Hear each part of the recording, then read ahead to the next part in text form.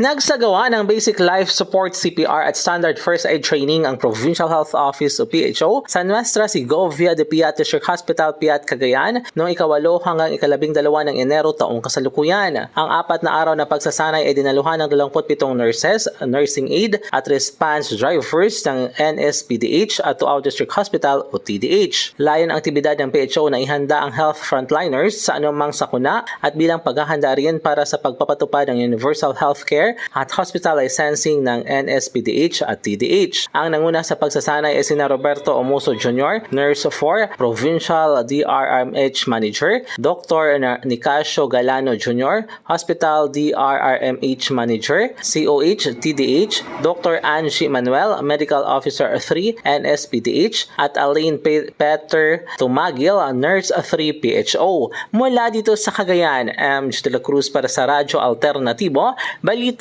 Nationwide.